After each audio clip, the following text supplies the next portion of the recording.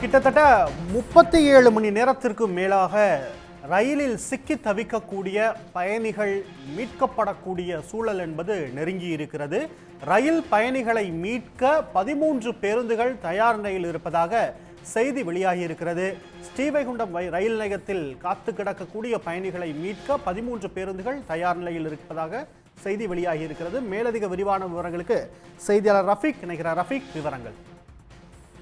நிச்சயமாக தென் தமிழகத்தில் உள்ள 4 மாவட்டங்களை புரட்டி போட்ட பருவமழையின் காரணமாக தென் தமிழகமே தற்போது தத்தளித்து வருகின்றது. குறிப்பாக இந்த நெல்லை மாவட்டம், கன்னியாகுமரி, தூத்துக்குடி, விருதுநகர் போன்ற மாவட்டங்களில் ஆங்காங்கு மலைகள் பொழிவதால் போக்குவரத்துகள் கடுமையாக பாதிக்கப்பட்டுள்ளன.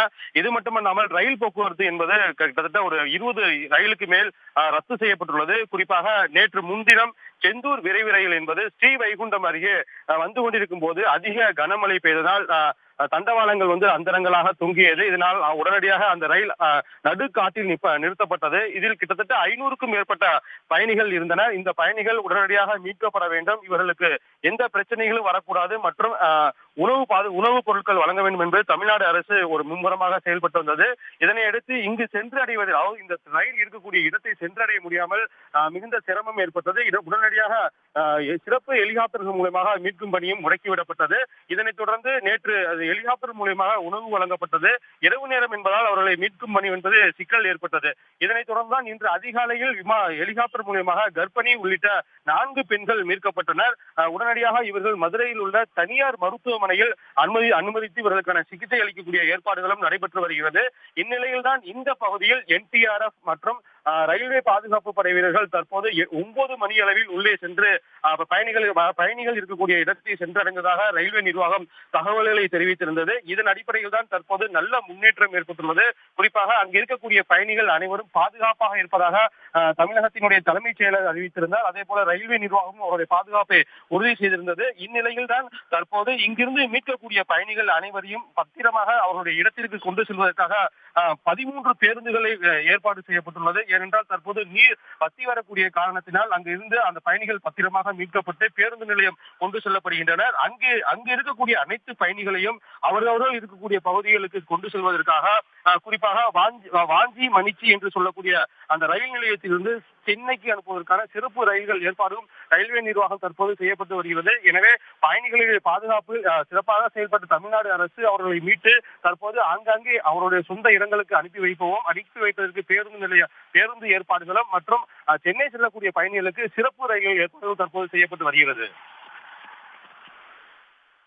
ரஃபீக், இப்ப இன்றைய தினம் ஹெலிகாப்டர்கள் அந்த மீட்பு பணியில ஈடுபடுத்தப்படுமா, இல்ல ஹெலிகாப்டர் மூலமா உணவு மட்டும்தான் கொடுக்கப்படுமா? பேருந்துகள் மூலமாக மீட்கப்படக்கூடிய அந்த பயணிகள் எந்த வழித்தடத்துல ரயில் நிலையத்துக்கு கொண்டுட்டு போறாங்க? சென்னையிலேருந்து சிறப்பு ரயில் வருவதாகவும் நம்ம செய்தியை பார்த்துட்டு இருக்கோம். அது பற்றிய விவரம் என்ன? நிச்சயமாக இந்த இடம் என்பது நேற்று முழுமையாக, அதாவது ரயில் இருக்கக்கூடிய பகுதியை சுற்றிலும் முழுமையாக வெள்ளக்காடாக மற்றும் கருவேல மரங்கள் சூழ்ந்த காடுகளாக இருந்ததனால்தான் நேற்று இவர்களை மீட்பதில் சிரமம் ஏற்பட்டது. ஆனால் தற்போது நெல்லை, தூத்துக்குடி போன்ற மாவட்டங்களில் காலை முதல் மழை எங்கும் பெய்யவில்லை. இருந்த போதிலும் அங்கு வெள்ளங்கள் வடிய தொடங்கியுள்ளது. இதன் காரணமாகத்தான் NTRF என்று சொல்லக்கூடிய தேசிய பேரிடர் மீட்பு குழுவும் ரயில்வே பாதுகாப்பு மீட்பு குழுவும் தரை வழியாகவே சென்று அந்த ரயிலை தற்போது சரியாக 9 மணிக்கு அடைந்து பயணிகளை மீட்கும் பணியில் ஈடுபட்டனர். அதில் உடல்நிலை குன்றியிருந்த 3 பயணிகளும் நிறைமாத கர்ப்பிணியாக இருந்த ஒரு பயணியும் தான் இந்த முதல் கட்டமாக சிறப்பு ராணுவ ஹெலிகாப்டர் மூலமாக மீட்கப்பட்டு மதுரை கொண்டு வர செல்லப்பட்டுள்ளார். இதனைத் தொடர்ந்து மீதமுள்ள பயணிகள் அனைவரையும் பேருந்து வழியாக, ஏனென்றால் தற்போது அந்த பாதை சீர்படுத்தப்பட்டு வருகிறது. எனவே அங்கு இருக்கக்கூடிய அனைத்து பயணிகளையும் 13 பேருந்துகளில் அழைத்து பேருந்து நிலையம் கொண்டு வர இருக்கின்றனர். இதில் சென்னை செல்லக்கூடிய பயணிகளுக்கு மட்டும்தான் சிறப்பு ரயில் என்பது இன்று ஏற்பாடு செய்யப்பட்டுள்ளது என்று ரயில்வே நிர்வாகம் தெரிவிக்கப்பட்டுள்ளது. குறிப்பாக அனைத்து பயணிகளும் இன்று மாலைக்குள் மீட்கப்பட்டு அவர்கள் அங்கங்கு அவருடைய சொந்த வீடுகளுக்கு, இடங்களுக்கு செல்வதற்கான அனைத்து ஏற்பாடுகளும் மாவட்ட நிர்வாகம் முடக்கிவிடப்பட்டுள்ளது. நன்றி ரஃபீக், விவரங்களுக்கு. உடனுக்குடன் செய்திகளை தெரிந்து கொள்ள சன் நியூஸ் பெல் ஐகானை கிளிக் பண்ணுங்க.